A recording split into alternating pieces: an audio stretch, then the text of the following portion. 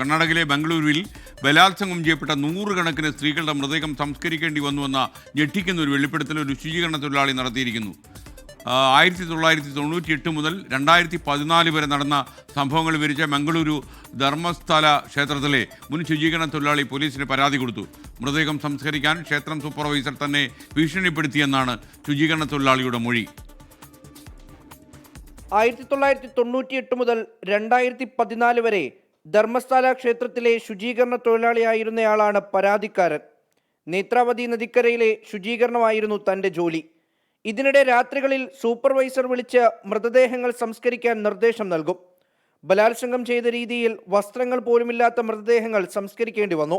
കൂട്ടത്തിൽ 13 വയസ്സുള്ള സ്കൂൾ കുട്ടിയുടെ മൃതദേഹം പോലും കത്തിച്ച് കുഴിച്ചിട്ടിട്ടുണ്ടെന്ന് ഇയാൾ പറയുന്നു. തന്നെ ഭീഷണിപ്പെടുത്തിയാണ് ഇതൊക്കെ ചെയ്യിപ്പിച്ചത്. മനംമടുത്ത് 10 വർഷം മുൻപ് നാടുവിടുകയായിരുന്നുവെന്നും പരാതിയിൽ പറയുന്നു. മനസ്സമാധാനമായി ഉറങ്ങാൻ കഴിയുന്നില്ല. കുഴിച്ചിട്ട മൃതദേഹങ്ങൾ പുറത്തെടുത്ത് അന്ത്യകർമ്മം ചെയ്യണമെന്നും ഇയാൾ ആവശ്യപ്പെടുന്നു. അഭിഭാഷകർ മുഖേന നൽകിയ വെളിപ്പെടുത്തലിൽ കോടതി നിർദ്ദേശപ്രകാരം പോലീസ് കേസെടുത്തിട്ടുണ്ട്. തെളിവുകളായി ചില ഫോട്ടോഗ്രാഫുകൾ ഇയാൾ നൽകിയിട്ടുണ്ട്. പതിറ്റാണ്ടുകൾക്ക് ശേഷം നടത്തിയ വെളിപ്പെടുത്തലിലെ അന്വേഷണം ധർമ്മസ്ഥല പോലീസിന് കനത്ത വെല്ലുവിളിയാണ്. 24 ചെന്നൈ.